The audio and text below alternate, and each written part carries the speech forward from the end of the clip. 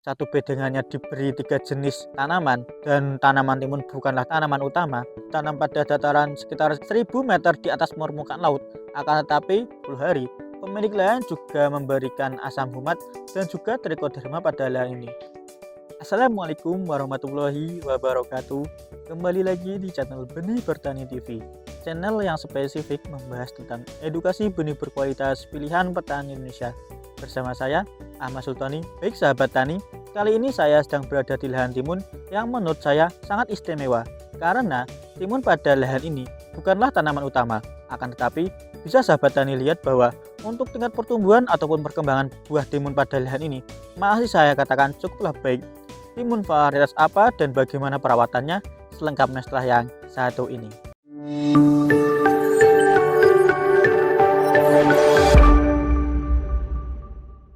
Baik sahabat tani, kali ini saya sedang berada di Kecamatan Kaligajar, Kabupaten Wonosobo.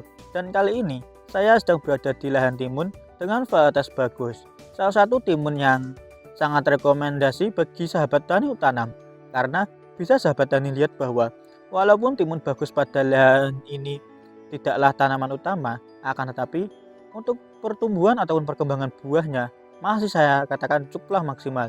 Dan juga bisa sahabat tani lihat bahwa walaupun satu bedengannya diberi 3 jenis tanaman dan tanaman timun bukanlah tanaman utama, akan tetapi bisa sahabat tani lihat bahwa buah timun pada lahan ini sudah mulai muncul dari bagian bawah dan makin ke atas, buahnya makin istimewa. Dan bahkan ketika sahabat tani lihat bahwa setiap ketiak cabangnya bisa muncul bakal buah.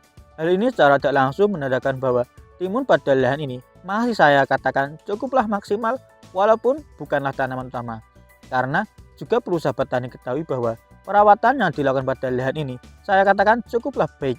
Pada awal olah lahan, pemilik lahan sudah memberikan pupuk kandang sebanyak 10 sak dan juga diberikan pupuk kimia sebanyak 6 kintal. Lalu saat tanaman pada lahan ini sudah berusia sekitar 10 hari, pemilik lahan juga memberikan asam humat dan juga trichoderma pada lahan ini. Dengan pemberian trichoderma, hal ini bertujuan agar untuk pencegahan layu fusarium yang ada pada lahan ini. Dan dengan pemberian asam humat pada lahan ini, pemilik lahan bertujuan agar kesuburan pada lahan ini bisa meningkat. Dan pemberian asam humat juga bertujuan agar membantu tanaman dalam mengikat air. Karena juga perlu sahabat tani ketahui bahwa karakteristik dari tanah pada lahan ini mudah kering. Dan dengan pemberian asam humat, daya ikat airnya bisa dimaksimalkan. Lalu saat memasuki fase vegetatif, pemilik lahan juga secara rutin memberikan pupuk kocor susulan yakni dengan menggunakan NPK 1616 dan pemilik lahan melakukan pupuk kocor susulannya dengan interval 4 hari sekali.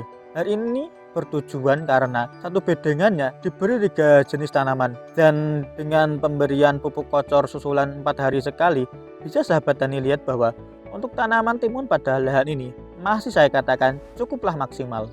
Lalu pemilik lahan juga secara rutin memberikan nutrisi susulan via spray pada lahan ini dengan interval 5 hari sekali. Pemilik lahan memberikan nutrisi via spray sekaligus dengan penyepraian fungisida. Lalu juga bisa sahabat tani lihat bahwa untuk serangan kresek daun pada lahan ini cukuplah minim. Karena juga perlu sahabat tani ketahui bahwa timun varietas bagus ini sudah mengklaim untuk tahan terhadap penyakit kresek daun dan dibuktikan pada lahan ini untuk serangan kresek daunnya sangatlah minim. Lalu keistimewaan dari timun bagus ini bisa sahabat tani lihat bahwa setiap ketiak batang ini bisa muncul buah. Bahkan rata-rata buah yang muncul sudah mulai dari bagian bawah dan makin ke atas buahnya makin istimewa. Hal ini secara tidak langsung menandakan bahwa untuk tingkat produktivitas tanaman timun bagus ini saya katakan cukuplah istimewa.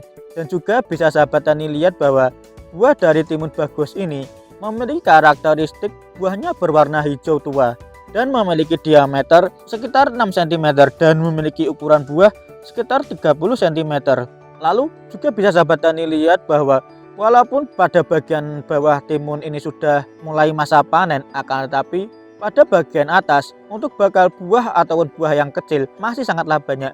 Hal ini secara tidak langsung menandakan bahwa timun bagus ini untuk tingkat produktivitasnya cukuplah istimewa. Lalu juga bisa sahabat tani lihat bahwa timun bagus pada lahan ini satu lubangnya diberi 2 tanaman Akan tetapi, setiap tanamannya dirambatkan kanan dan ke kiri. Hal ini bertujuan karena memang tanaman bagus ini tidaklah tanaman utama.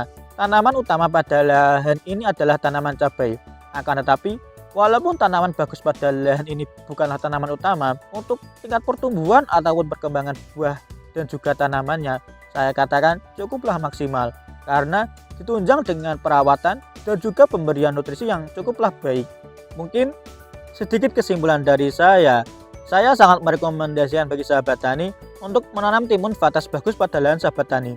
Karena bisa sahabat tani lihat bahwa pada lahan ini, walaupun tanaman timun bagus bukanlah tanaman utama, untuk tingkat pertumbuhan dan juga perkembangan buahnya masih cukuplah maksimal. Lalu, saya juga sangat merekomendasikan bagi sahabat tani untuk menanam timun bagus pada lahan sahabat tani. Karena bisa sahabat tani lihat bahwa pada lahan ini, walaupun sudah berumur sekitar 70 hari, akan tetapi untuk serangan kresek daun pada lahan ini masih saya katakan cukuplah aman. Hal ini secara tidak langsung menandakan bahwa klaim dari timun bagus yang sudah tahan terhadap kresek daun pada lahan ini sudah dibuktikan. Lalu saya juga sangat merekomendasikan bagi sahabat tani untuk menanam timun bagus pada lahan sahabat tani. Karena bisa sahabat tani lihat bahwa pada lahan ini setiap ketiak cabangnya bisa muncul buah.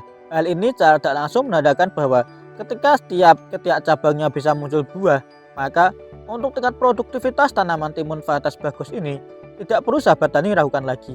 Lalu saya juga sangat merekomendasikan bagi sahabat tani untuk menanam timun bagus pada lahan sahabat tani. Karena dengan ciri khas buahnya berwarna hijau gelap dan memiliki panjang sekitar 27-30 cm, berdiameter 5-6 cm. Hal ini secara tidak langsung menandakan bahwa timun vatas bagus ini sangatlah disukai oleh pasar.